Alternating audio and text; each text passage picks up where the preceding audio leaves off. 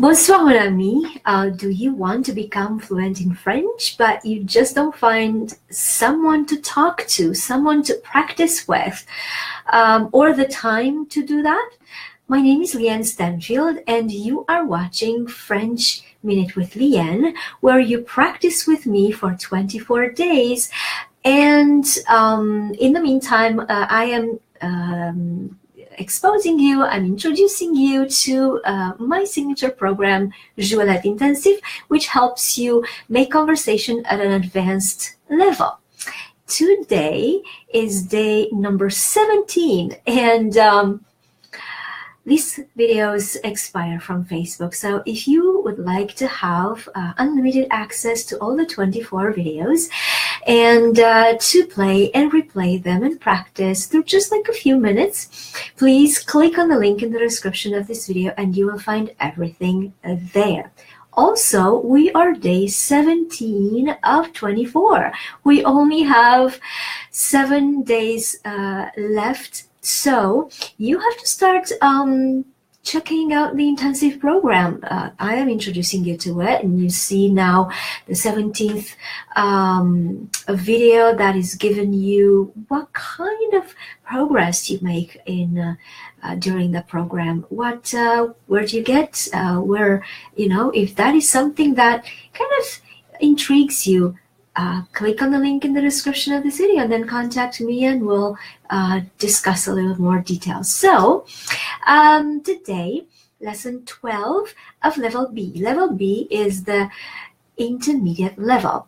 Level A, we finished it. So if you want to see all, if you are a beginner starting from zero, definitely come in to on my webpage to see all of the beginners videos. Now, this program is very customizable. So not everybody starts from absolute zero. Maybe I had 3 or 4 or 5 people who started absolutely from zero. Most of the people are having some level.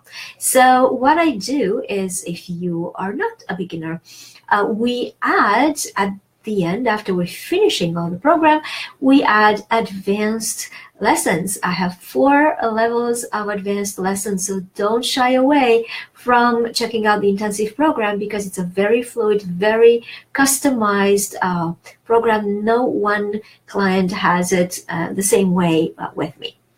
So I'm going to read and then translate, and also I'm going to explain the grammar part of this. In grammar, what I mean by grammar really is the phrase construction, the phrase structure, which is what you need someone to help you with.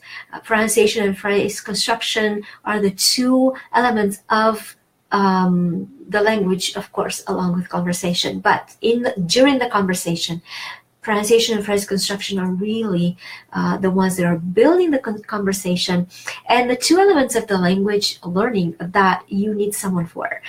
Don't hire someone for vocabulary or for pure grammar or verb conjugation, because all these you can find them in books with $50. You buy all the books you need for your life, but then you need to know what to do with them. So I pasted the copy of what I'm going to talk to you about today under the video so you can follow it with me. Oh, and at the end, I'm going to also share with you the rules of pronunciation that are reflected in, recognized or found in these sentences so that you start learning the rules of pronunciation. Le crayon est sur le livre. Il est dessus. Le crayon est dans le livre. Il est dedans. Le crayon est sous le livre. Il est dessous. I'm going to say it again a little quicker for those of you who are not beginners. Le crayon est sur le livre. Il est dessus. Le crayon est dans le livre. Il est dedans. Le crayon est sous le livre. Il est dessous. So what we are learning here, first of all, phrase construction, we are learning on, in, and under, and the forms that you can find them. So when I say le crayon est sur le livre, the pencil is on the book, and then it is on top. So dessus does not require the place where it is. It's just on top. It's just above. Well, not above, on top. Then le crayon est dans le livre, il est dedans. The pencil is in the book, it is inside. So inside, in English, we say inside the book, but in French, dedans does not require dedans le livre. And I had a lot of students making this mistake. Dedans le something, right? La cave. No. Dedans means inside of something. It's inside. As opposed to outside. Le crayon est sous le livre. Il est dessous. The pencil is under the book. It is underneath. Yeah, what is the word for on top? So on top. I think that's the one that is really the best here. So these are the three expressions that we are learning and the way we learn them. Now, to practice this, do make your own sentences that reflect your own life. Do not make sentences just putting some words together, because that will not stick. But if you make sentences that really reflect your own life, your own reality, then absolutely that you're going to remember them the best, fastest, easiest, because they mean something to you, and you will not forget them quickly. And now the rules of pronunciation. This is really interesting because these three sentences too actually include two words that are an exception to one of the rules of the pronunciation, which can be found in my Talk Like a Parisian pronunciation masterclass, or webinar. So dessus and dessous. There is a rule of pronunciation that says that E followed by two consonants is pronounced like E, like in the English word egg. So based on the way it's written, it should be pronounced dessus and dessous. Now, when you learn the rules of pronunciation, you would pronounce them this way. But these two words actually are exceptions to this rule, and so they are pronounced dessous and dessus. All right, so the rules of pronunciation. Le, E at the end of the word is pronounced E, not E. Be careful especially if you're exposed to Spanish or you speak it, then don't say le, it's le.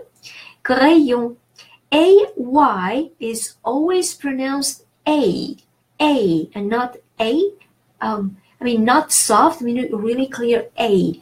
The E is quite, in its fullest there.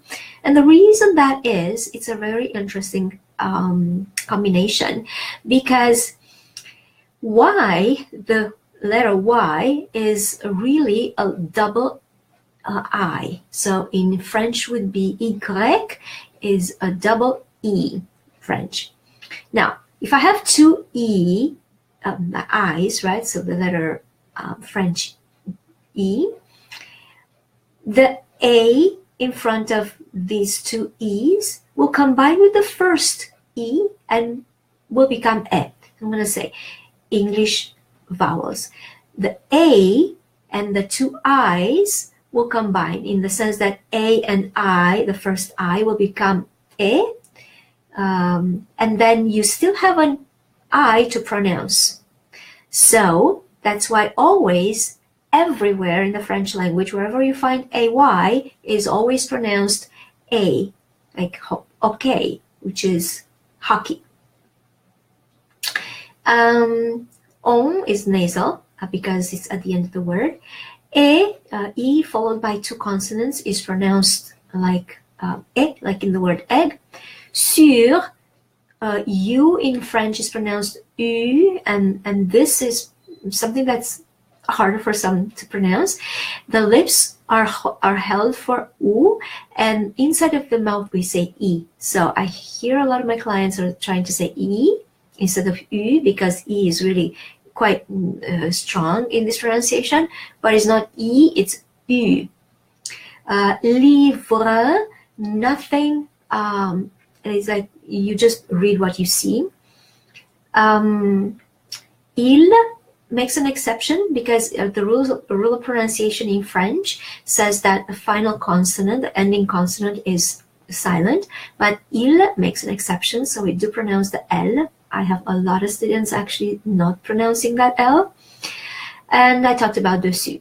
Dans, not much stuff there. Oh yes, AN is nasal, because in this case it's followed by a consonant, and the final S is always, it's silent. Most of the times, I don't know of any word really that comes off the top of my head where a final S is ever pronounced, unless it's a liaison, so don't make a confusion there.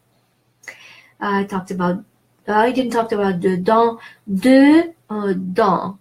Nothing special. E is pronounced E because it's not followed by two consonants and it does not have an accent.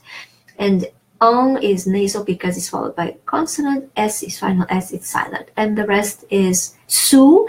OU is pronounced ou in French. And the rest, I talked about everything else. So that's what I had for you for tonight. I would like to invite you again to click on the link in the description of this video to see all the videos that I put here. Obviously, I'm not putting, a sample from every lesson in the intensive program. I do want to give you an idea of where it starts, where it ends, and how steep is the learning curve. And also, we are day 17, so it is time for you to check out the intensive program. There is a bonus that is available there, and absolutely the time for you to make 2018 your bilingual year. And if you went beyond the first week of January with your practice, you are a trooper, because most people are dropping their New Year's resolutions after the first week of January. Stay on your game and keep going for your dream to become bilingual.